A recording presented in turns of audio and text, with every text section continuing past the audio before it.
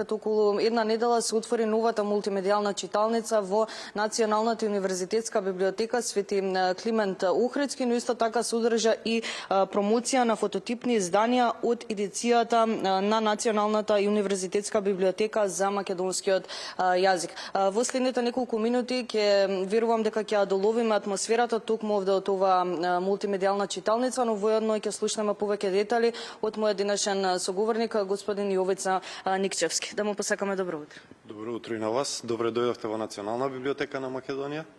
Добро ве најдовме.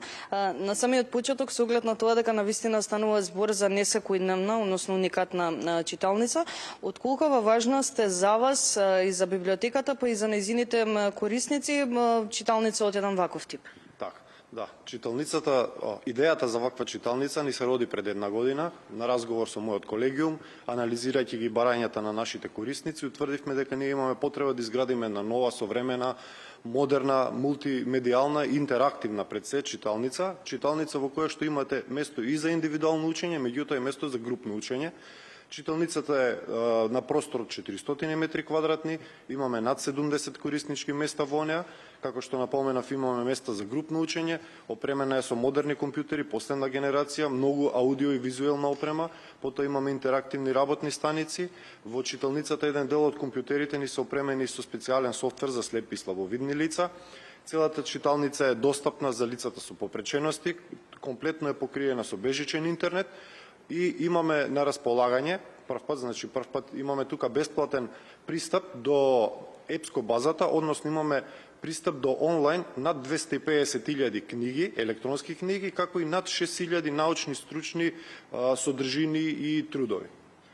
Со оглед на тоа дека станува збор за една современа читалница, верувам дека најмногу ќе пробуди интерес кај помладите генерации. Со оглед на тоа дека веќе една недела е отворена самата читалница, каков е интересот до сега? Да, интересот веќе се чувствува, значи зголемен е интересот, бидејќи вие имате сега една читалница во која што излегува надвор од традиционалните сваќања за библиотека и читалница, значи не доаѓате тука само да учите, него доаѓате да истражувате интерактивно, имате место каде што може да другарувате, заедно да работите проекти. Пред се утврдивме дека тоа се побарувањата на нашите корисници, пред се групната работа, потребата од аудио и визуелна опрема и очекуваме да се зголемува бројот на студенти кои што би доаѓали и на корисници нормално.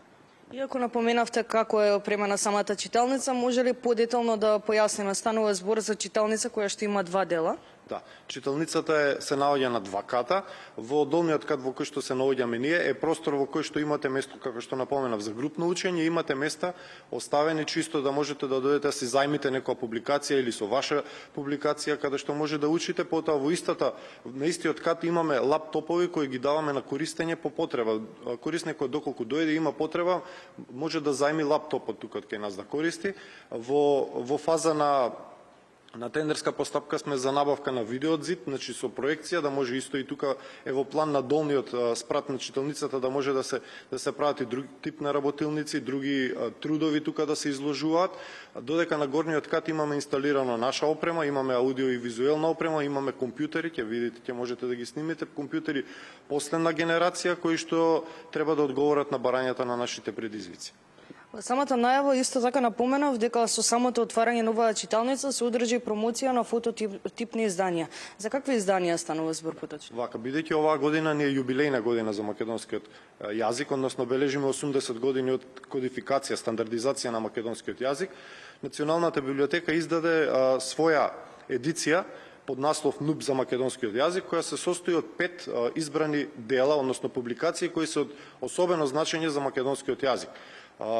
Меѓу нив, прва која што ни е издадена публикација е публикацијата која што годинава бележи јубилеј, бидејќи е испечатена 1875 година, односно станува збор за тријазичниот речник од Ѓорѓе Апулевски, кој што представува еден од првите обиди за кодификација, односно стандардизација на македонскиот јазик. Потоа втората публикација, сега ги кажувам согласно нивната старост, втората публикација е легендарната за македонските работи од Крсте Петков Мисирков, која што исто е од огромно значење за македонскиот јазик, испечатена е веднаш после задушувањето на Илинденското востание во 1903 година.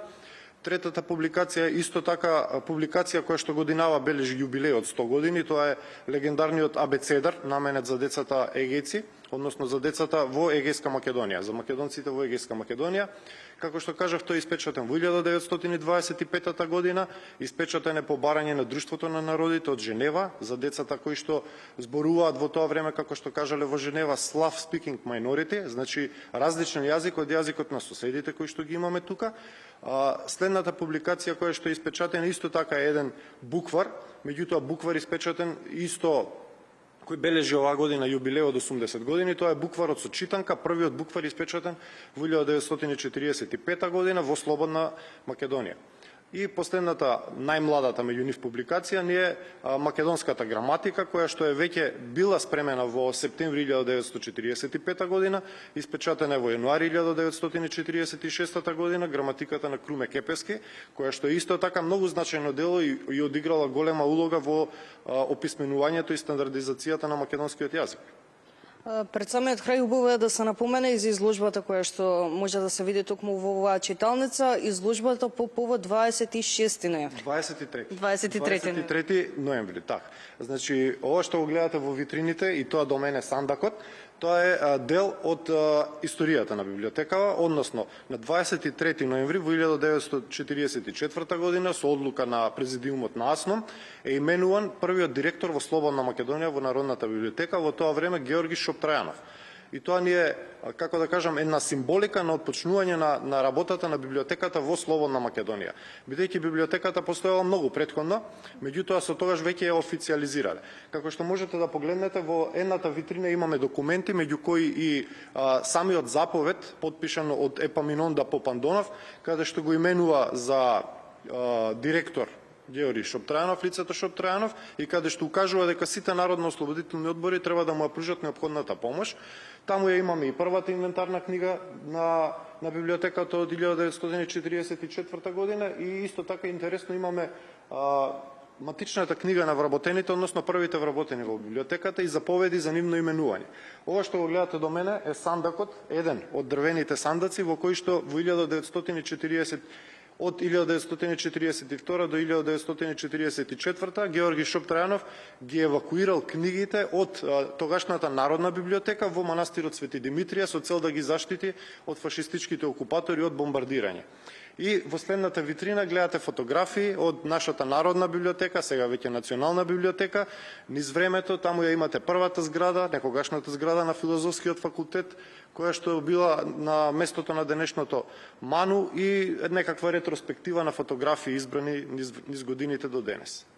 Благодарам многу за сите овие информации, што имавме можност токму одозда да го направиме првото вклучување, односно од новата мултимедијална читалница. Ви благодарам и на вас за интересот. Благодарам уште еднаш. Со овие информации ве поздравуваме до второто вклучување во 9 часот и 40 минути, некаде пред крајот на нашата утринска програма. Говоревме за новата мултимедијална читалница која што се наоѓа во НУП Свети Климент Охридски.